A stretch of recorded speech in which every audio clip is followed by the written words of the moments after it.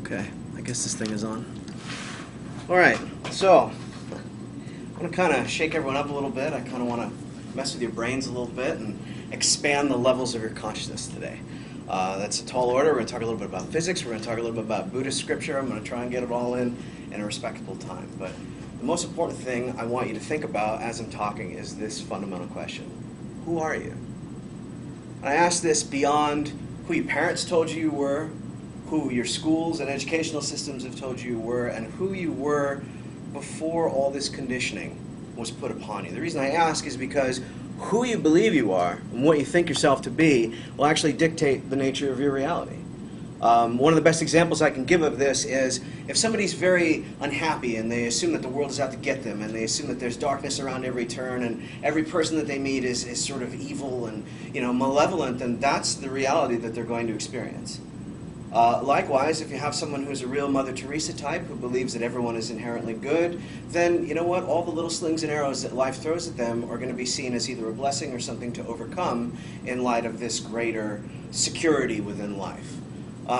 So the reason I want you to think about all this is because belief, as we think about it, isn't really something that we have control over. We're told very much by the media, by our parents, by our spouses, by society at large, what we should and shouldn't feel. And so I want to talk to you a little bit about physics to tell you why your thoughts are so important. There was a physicist, Niels Bohr, who discovered, much to the dismay of the physics community, and to this day there are people, some of the old-timers, who really just don't like the idea because it shook up the foundation so much. But basically what they discovered is that particles exist in two different kinds of states. There's a wave state, which is usually seen by light, photons of light, and then there's a particulate state, which is stuff like this. Well, what he discovered, it was always believed that these atoms and elements could only exist in one state or the other. But what he discovered is that matter itself exists as a wave until we consciously look at it, until we consciously interact with it, and then it solidifies. What does that mean? Well, when you think about it, it means that until I think about this and until I interact with it, it's not technically real. It exists in a partial state. It could be, it couldn't be, I can see it, sure, but until I actually interact with it, it doesn't become real. This is physical law.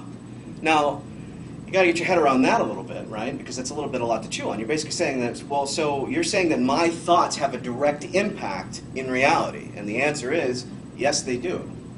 So the most important thing we have to talk about is what is reality, right? What do you understand? What if everything that you knew to believe was wrong? What if the scaffolding that you have built all your systems of finance and economics and security and things were all based on things that you didn't really understand, things that you didn't really have any control over? So there's a lot of ways to do this. There's psychedelic drugs, there's going to retreats, there's various ways to sort of break through the door, but I was always a fan of Zen. And Zen is very direct. Zen is very to the point, and Zen says the following. All of you, right now, here we are.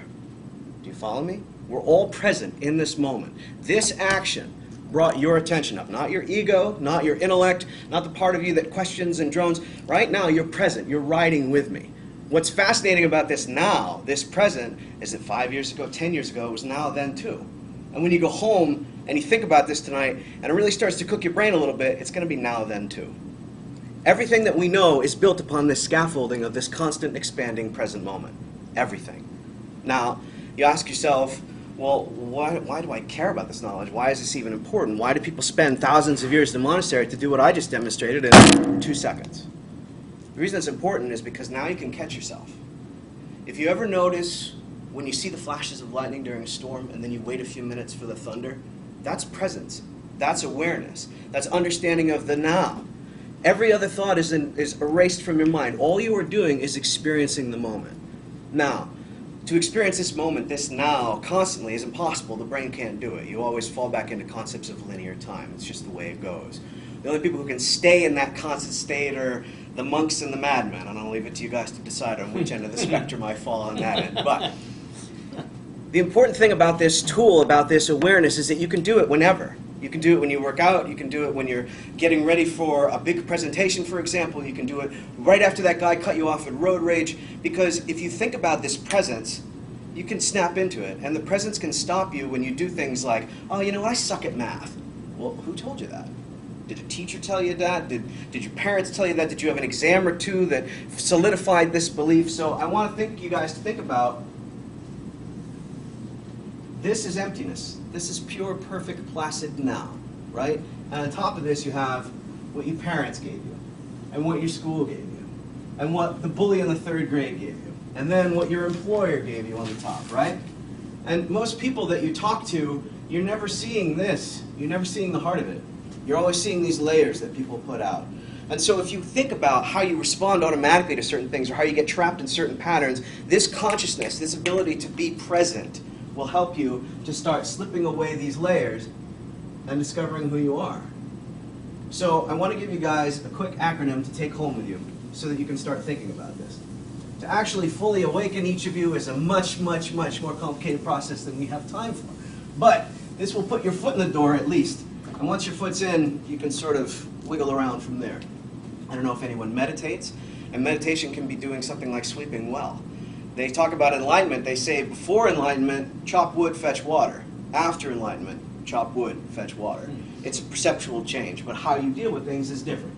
So we're going to call this acronym MIND. Okay? So now, let's say, for example, some guy cut me off in traffic. Okay? I'm driving here, I'm late for class, I got a speech to give, I don't have time for this crap, buddy. What the hell? You cutting me off, and now you got your blinker on, and you're going 5 miles an hour. Whoa. Hold on. Stop a second. Let's be mindful. Where am I right now? I'm in a car, I'm driving through. It's not the end of the world. This guy didn't come into my home and like rob me or anything like that. He just cut me off a drive. He doesn't even know me. So let's think about where we are. At all times, when you want to use this tool, you want to be able to be present about it. You want to really kind of snap into it. Where are you now? Where did you land? Why are you in this situation? And the next part is perhaps equally important, and that's the investigator. Or the investigation, right? Is the idea that, where is this coming from? Am I mad because I had a fight with my girlfriend and then I got in the car? Or am I mad because I went out with the guys last night and we had a few, too many beers watching college football, and now, I'm not really in the mood for this sort of thing. Where's it coming from? Take it down. Start working through the layers. Start seeing where it really is. The next step is negativity.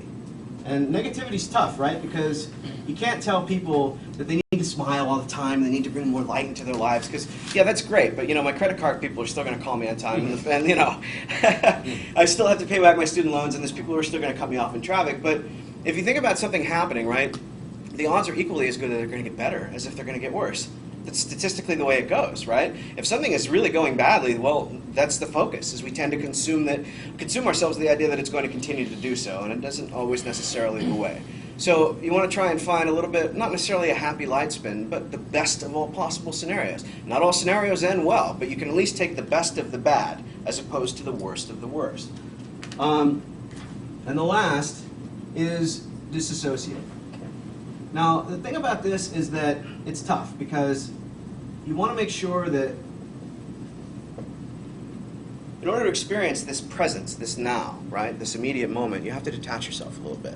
You actually have to have something that's not, your brain can't be chattering on, you can't be thinking about, oh God, did I leave the oven on and I have this and that to do. No, you have to be present. This is what the Buddhists strive for. They believe that samsara, which is this vicious cycle of us piling layers on and forgetting our true selves, is why we suffer. This is our punishment, and to start getting away from these layers is the idea. But in order to do that, you have to disassociate yourself enough to say, you know what, this is my life, but I'm not defined by it. I'm looking at it, I'm viewing it, I'm experiencing, but it's not me. And once you get to that point, you start to understand, well, who is the me? What's making up the mind? And that's a journey I leave for each of you to experience on your own, but its ultimate goal is to make you a more decent human, to make you think before you speak, to make you learn before you act, and to also understand that other people are coming from their own realities as well, and you need to respect that, because sometimes realities don't, jive up. And I think as healthcare practitioners, we all have a duty to be our best to our patients. And I think in order to do that, we need to start thinking about why we are the way we are, and why we chose the career that we chose. Otherwise, we're just spending time in infinity, and who wants to do that?